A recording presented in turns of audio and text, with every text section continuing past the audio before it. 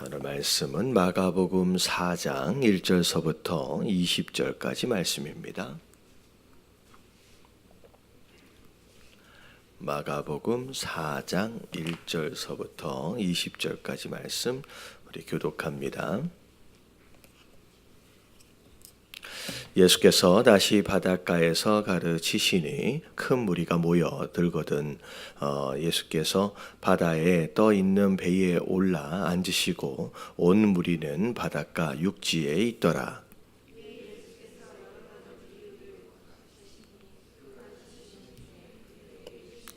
들으라, 씨를 뿌리는 자가 뿌리러 나가서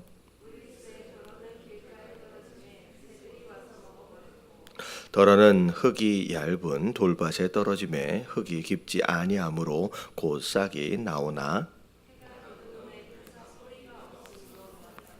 더러는 가시떨기에 떨어짐에 가시가 자라 기운을 막음으로 결실하지 못하였고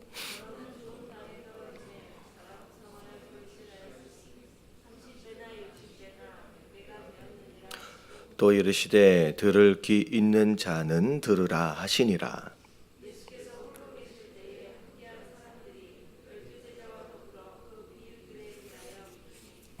이르시되 하나님 나라의 비밀을 너희에게는 주었으나 외인에게는 모든 것을 비유로 하나니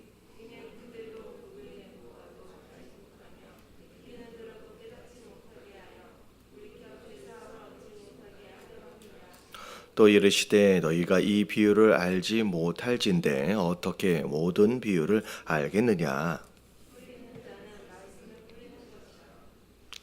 말씀이 길가에 뿌려졌다는 것은 이들을 가르킴이니 곧 말씀을 들을 때에는 사단이 즉시 와서 그들에게 뿌려진 말씀을 빼앗는 것이요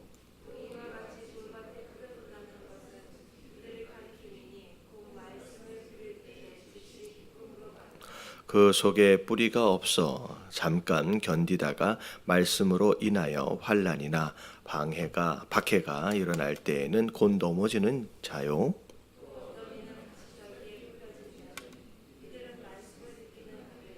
세상의 염려와 재물의 유혹과 기타 욕심이 들어와 말씀을 막아 결실하지 못하게 되는 자요.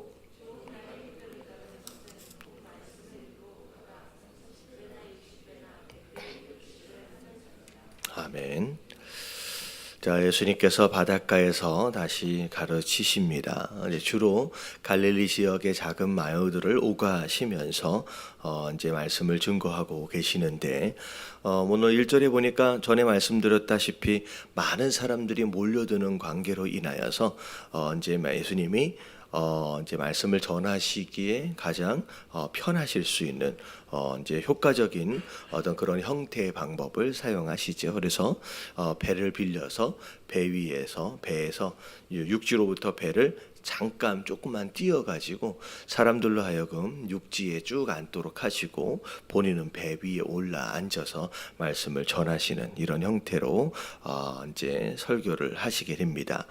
자, 특별히 오늘 2절에 보니까 이제 여러 가지 비유로 이제 말씀을 하시는데 자, 오늘 이제 3절서부터 나눈 내용에 보니까 우리가 익숙하게 아는 말씀입니다. 씨 뿌리는 비유, 이 내용을 이제 오늘 말씀에 대한 내용이죠. 자, 씨 뿌리는 내용을 우리가 좀 비유를 좀 살펴보면 자, 이제 씨가 이제 뿌려지는데 자, 뿌려질 때 이 씨가 떨어지는 네 종류의 이제 밭이 있다라고 땅이 있다라고 이제 설명을 하고 있습니다. 자, 첫 번째는 이제 길가에 떨어졌어요. 이제 길가는 딱딱하게 이제 굳어 있는 땅이죠. 그래서 이제 씨가 뿌려지긴 했지만 그 씨가 싹을 밑으로 내리지를 못하는 그런 상황에서 새들이 와서 지나갈 때 그것을 먹어버리는 그런 상황이 됐죠. 자, 두 번째 땅은 이제 흙이 좀 있어요. 아직 막 다 딱딱한 땅은 아니지만 그 가운데 이제 돌밭이 있어서 자, 이제 싹을 틔우려 할 때 싹이 나긴 납니다. 근데 밑에까지 뿌리를 내리지 못하는 것으로 인하여서 해가 돋을 때에 뿌리가 없어서 그냥 말라 죽어버리는 그런 상황이 되었죠. 자, 세 번째가 이제 가시떨기에 떨어졌습니다. 그래서 제법 땅도 있어서 이제 거기에 씨앗이 떨어진 상황 가운데서 뿌리도 좀 내리고 싹도 틔우긴 했지만 가시떨기로 인하여 기운이 막혀버렸대요. 그래서 결실하지 못하고 열매는 맺지를 못하는 그런 상황이 바로 세 번째 가시떨기에 대한 내용입니다. 자, 그리고 마지막에가 이제 좋은 땅이에요. 좋은 땅이라서 여러 가지 이제 그런 장애들이 없는 관계로 뿌리도 잘 내리고 싹도 잘 틔우고, 그래서 나중에 보니까 결실도 이제 열매도 많이 맺게 되는데 30배 그리고 60배, 100배까지도 열매를 맺는 그런 좋은 땅이 있었다라고 예수님께서 설명을 하셨죠. 자, 그런 가운데 이제 많은 사람들이 들었잖아요. 그런 가운데 들을 귀 있는 자들은 들으라라고 말씀하시고, 그리고 나서 예수님께서 제자들과 따로 이제 홀로 계실 때 제자들이 도대체 그 비유가 무슨 뜻인지에 대해서 이제 물어보게 됩니다. 자, 그랬더니 11절에 예수님이 하시는 말씀이, 자, 이제 하나님 이제 오늘날 우리가 이제 비유로 말씀하실 때의 내용들을 보면 어떻게 보면 이 말씀에 대한 중요한 내용들을 더 이해할 수 있게끔 허락하시는 게 이제 비유로 말씀하신 것처럼 느껴지는데 이 당시의 비유는 또 그런 의미가 아니었었나 봐요. 오히려 이런 비유가 들어졌을 때 그렇구나라고 이제 충분히 이해되기보다는 저게 무슨 뜻일까라고 오히려 잘 모르는, 이제 어려워하는 그런 형태의 모습이었던 것 같아요. 그래서 오히려 예수님 뭐라고 말씀하시냐, 비유로 말씀하셨던 이유에 대해서 이제 이건 하나님 나라의 비밀이다. 이 비밀이라고 말씀하시는 이유는 아무에게나 허락되어지는 게 아니라는 거예요. 불과 몇 명의 특정 인물들을 위한 어떤 그런 말씀이다라고 이제 이야기하시는 게 비밀이라고 하는 단어를 이제 쓰시게 되죠. 자, 그러면서 이제 12절에 보니까 왜 이렇게 하나님이 비유로 또 비밀처럼 이렇게 이제 말씀하셨는지, 자, 이는 그들로 보기는 보아도 알지 못하며 듣기는 들어도 깨닫지 못하게 하여 돌이켜 죄 사함을 얻지 못하게 하려 함이라 하시고, 자, 이 말씀만 12절 말씀만 읽으면 약간 그렇게 느껴질 수 있어요. 사실 예수님이 지금 말씀을 전하시는데 이 말씀을 가능하면 많은 사람들이 듣고 또 이해하고 깨달아서 죄 사함을 받고 이렇게 구원을 받으면 참 좋을 텐데, 예수님이 일부러 그렇게 구원받지 못하도록 이게 죄사함 받지 못하도록 일부러 어렵게 만드신 것처럼 그런 뉘앙스로 이제 12절 말씀만 읽으면 그렇게 들려질 수가 있습니다. 근데 사실은 이건 이제 한국말로 번역이 되어지는 것으로 인해서 조금 이제 어색하게 좀 번역이 되어졌어요. 그래서 마치 이 예수님이 이제 회개하면 안 되지라고 이렇게 일부러 비밀처럼 말씀하신 것처럼의 느낌이 이제 들어지거든요. 근데 사실은 그런 의미가 이제 아닙니다. 이게 굉장히 중요한 게 뭐냐면 이제 죄사함, 죄용서 받고 죄사함을 얻지 못하도록 하기 위한 것이다라고 하는 것이 중심적인 표현이 아니라 그 앞에예요. 12절에 보기는 보아도 알지 못하고 듣기는 들어도 깨닫지 못하게 하여, 이게 이제 원인이에요. 그러니까 무슨 얘기냐면 우리가 이런 거죠. 이런 이제 비유의 이런 하나님의 말씀을 우리의 머리로 이해하는 것으로 인하여서 회개하는 게 아니에요. 그것으로 우리가 구원받는 게 아니에요. 그래서 우리가 어떻게 죄 사함을 받고 우리가 어떻게 구원을 받느냐, 이제 결국은 믿음으로 우리가 이제 구원을 받게 되고 우리가 믿음으로 죄 사함을 받게 되잖아요. 우리가 이런 거구나라고 이 머리, 이 이성 이것으로 우리가 그러면 내가 믿어야지 라고 하는 것으로 신앙이 가다지는 것이 아니라는 거죠. 그래서 우리가 죄사함을 받고 구원받는 이것은 우리의 이성에 대한 이해와 어떤 설명에 대한 이제 납득 이것으로 우리가 죄사함으로 나아가고 우리가 구원받는 쪽으로 나아가는 것이 아닐 수 있게끔 그걸로 이해하지 못하도록 이해를 근거한 믿음이 되지 않도록 그 통로를 하나님 막으신 거예요. 이게 설명이 제대로 됐는지 모르겠는데 약간 좀 이해가 되세요?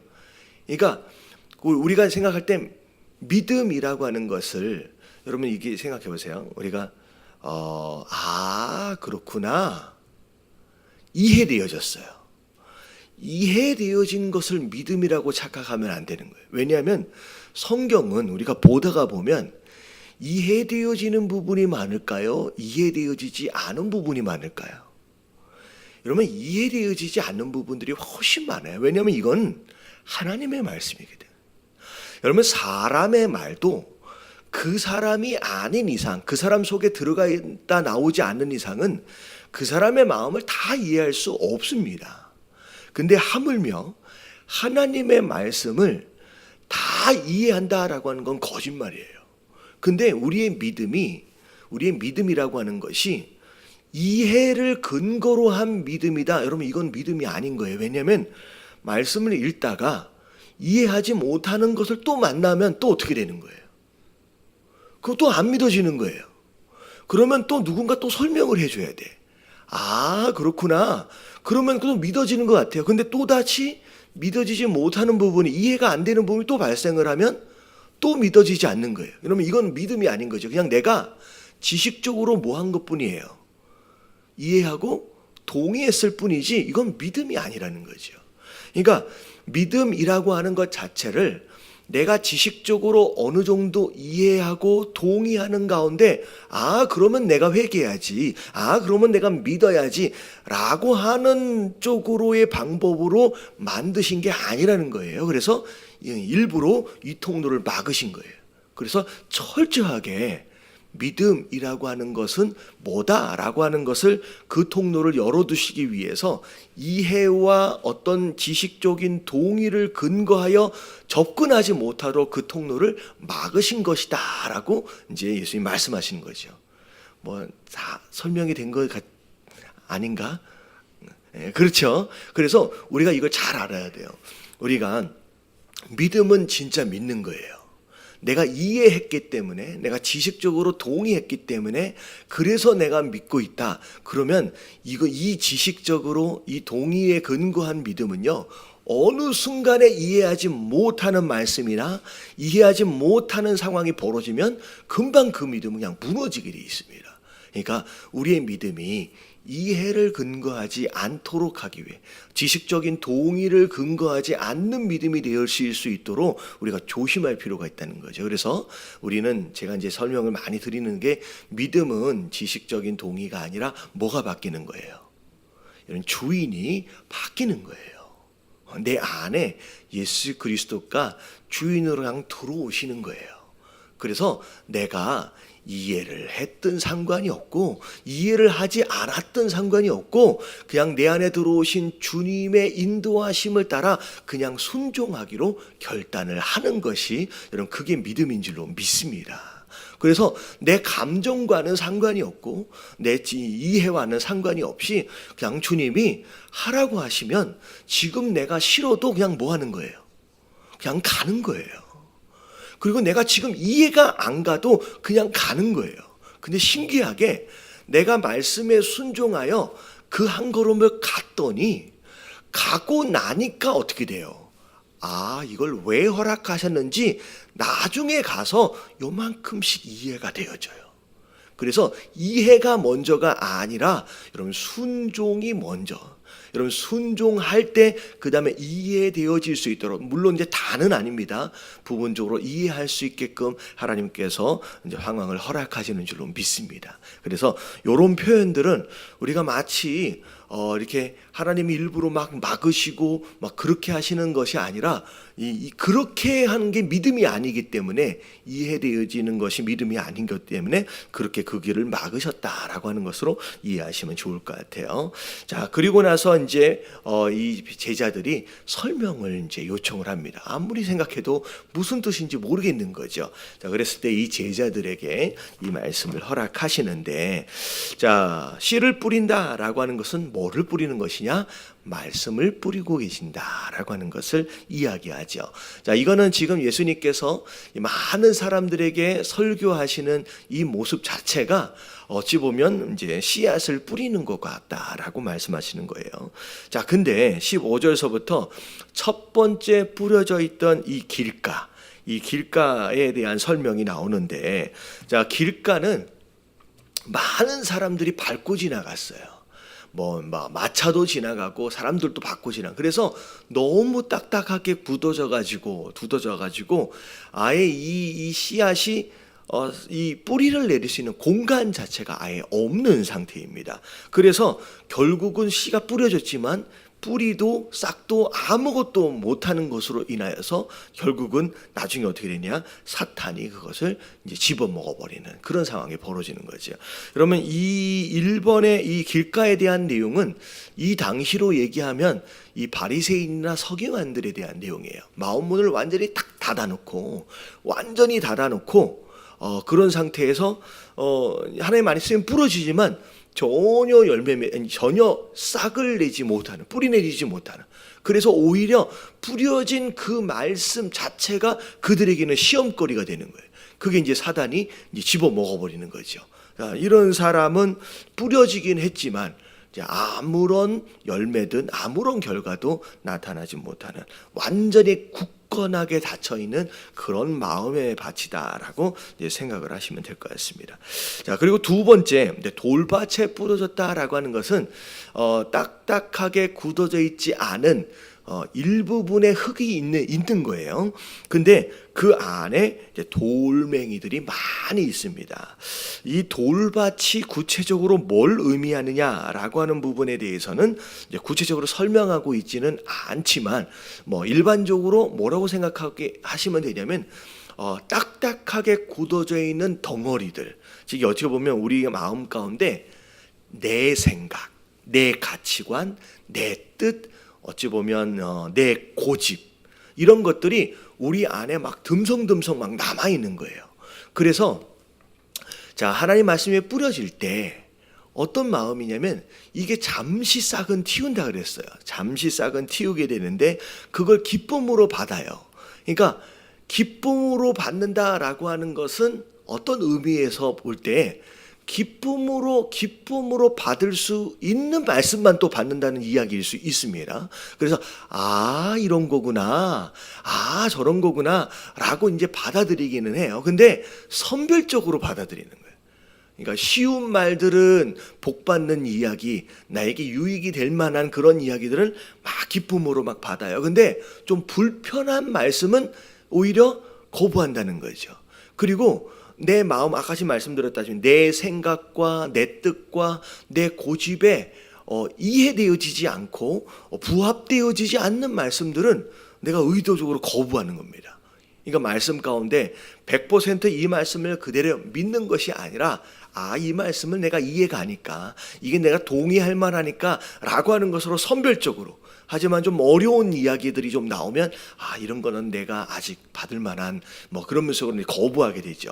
자, 근데 이제 17절에 보니까 이제 싹은 잠깐 튀었지만 이 밑으로 뿌리를 내리지 못하는 거예요. 자기 고집 때문에, 자기 생각 때문에 똘똘 뭉쳐져 가지고 뿌리가 내려가지를 못해요.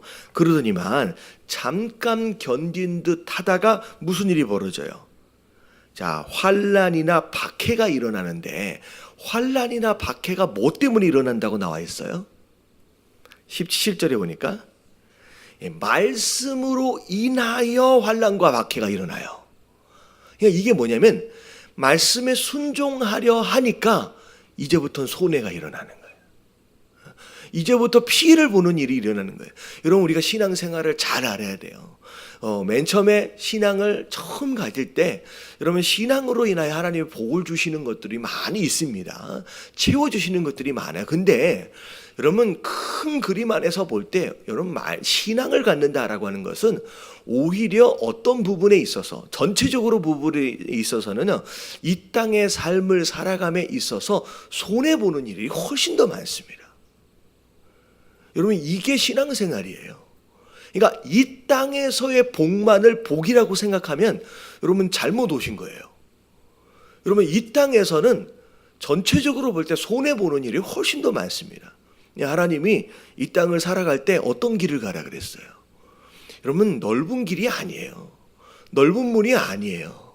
오히려 이 땅에서는 좁은 길을 가라 말씀하셨고 좁은 문으로 들어가라라고 말씀하셨어요. 그래서 전체적인 그림으로 볼 때 어떻게 보면 큰 하나님 나라까지를 생각하면 우리가 신앙생활하는 것이 진짜 복 중에 복이지만 이 땅만을 생각하면 사실 손해보는 일들이 훨씬 더 많습니다. 왜냐하면 그게 좁은 길이기 때문에. 근데 말씀을 보니까 복 받는 말씀, 잘 된다라고 하는 말씀은 기쁨으로 막 받아져요. 근데 그 말씀대로 진짜 실천하며 순종하며 살아가려고 할 때 그것이 뭐가 될 수 있느냐? 환난과 박해가 되어질 수 있어요. 그때 어떻게 돼요? 돌밭처럼 그냥 내 고집과 내 뜻에 의해서 완전하게 순종하지 못하는 자의 삶의 모습이 되어질 때는 결국은 이런 일들이 벌어졌을 때 이제 신앙을 포기하게 되는 일들이 벌어진다는 거죠.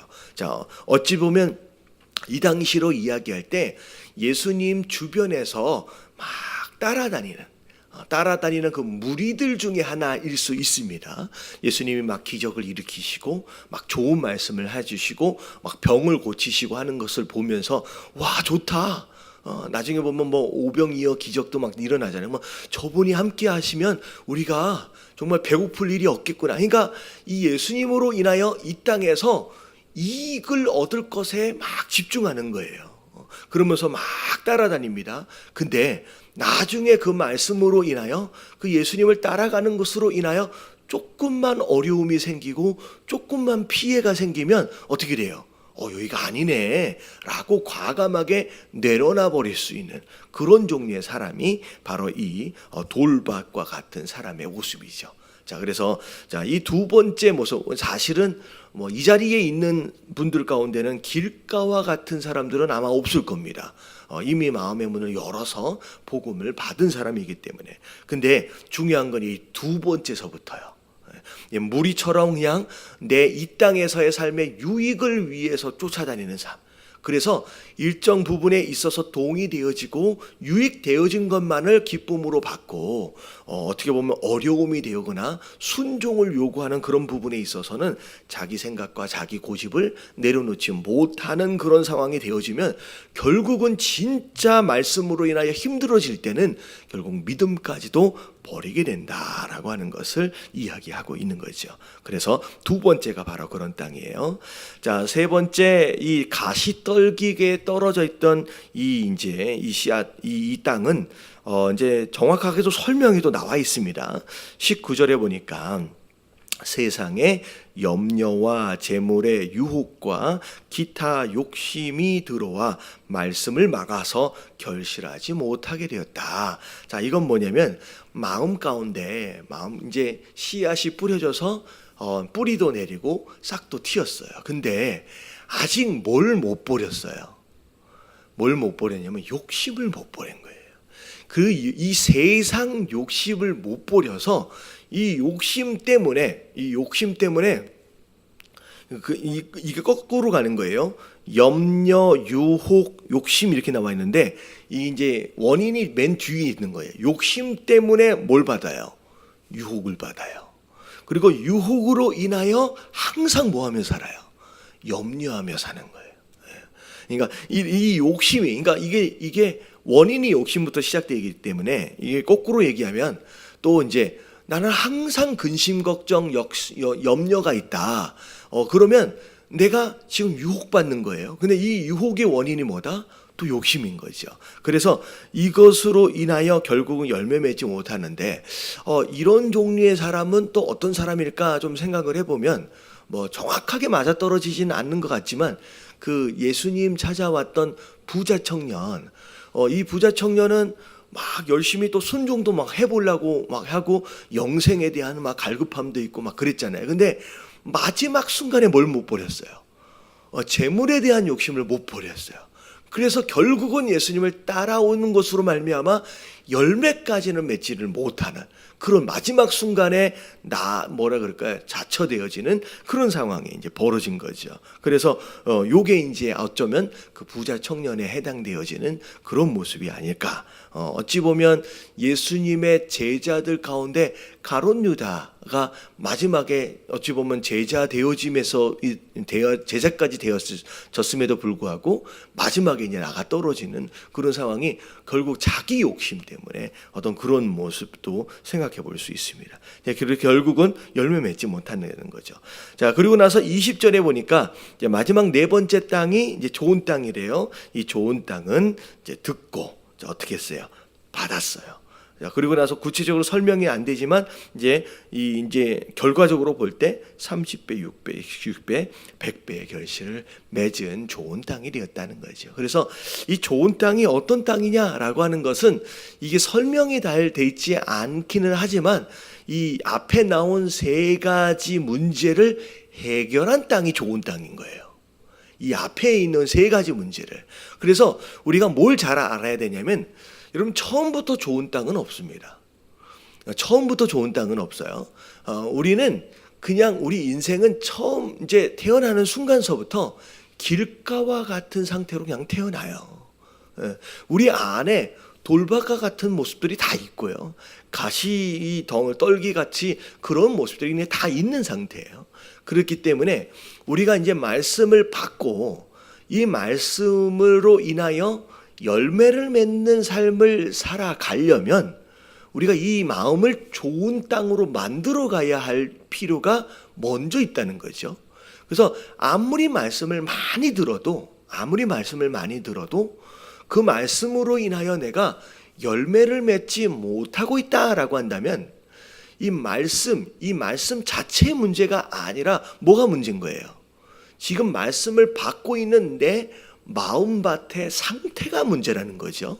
그래서 여러분 이제 처음 믿으신 분들은 잘 모르시겠지만 좀 뭐 제법 한 1년, 2년, 5년, 10년을 믿어오신 분들 가운데 여러분 스스로 좀 점검할 필요가 있습니다. 그렇게 많은 예배를 드렸고 그렇게 많은 설교와 말씀을 들었음에도 불구하고 왜 내 삶 가운데는 왜 이렇게 열매가 없을까? 왜 열매가 없을까? 여러분 이 열매는 내 삶의 변화를 얘기할 수도 있고 뭐 어떻게 보면 전도의 열매일 수도 있고 다양하게 좀 생각해 볼 수 있어요. 뭐 성령의 열매일 수도 있고요. 근데 왜 열매가 맺어지지 않을까? 그러면 내 마음밭의 상태가 어찌 보면 이 옥토와 같은 좋은 밭의 상태가 아닐 수 있다라고 하는 것을 생각해 볼 수 있다는 거예요.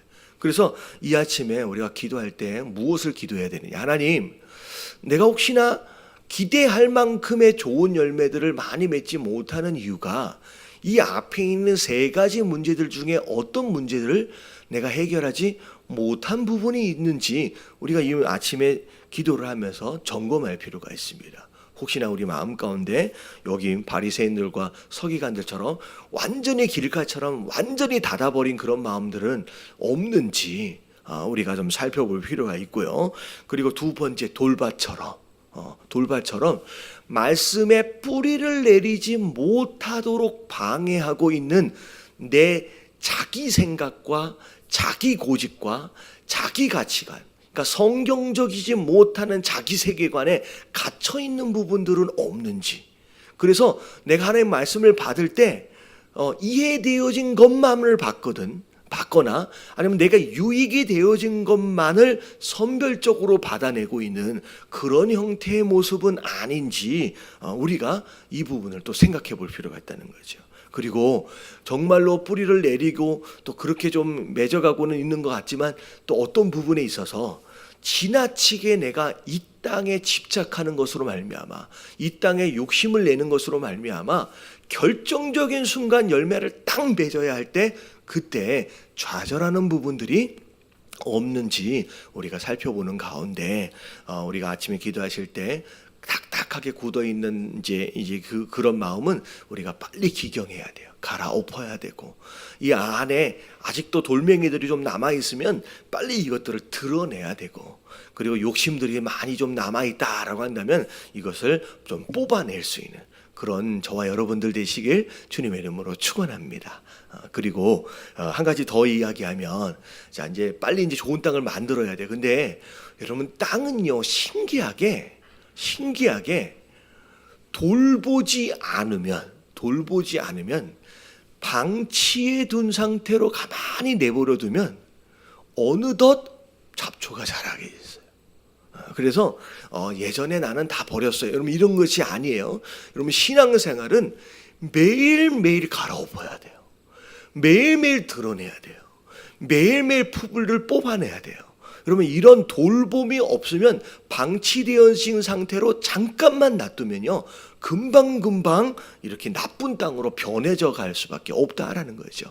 그래서 이 아침에 함께 기도하실 때 하나님 자꾸 자라게 되는 이 잡초와 가시떨기들을 오늘도 찾아내서 또 뽑아버리게 하시고 자꾸 남아있는 이 돌멩이 덩어리를 하나님 또 드러낼 수 있는 이제 그런 사람들이 될 수 있도록 해달라고 우리 다 같이 주님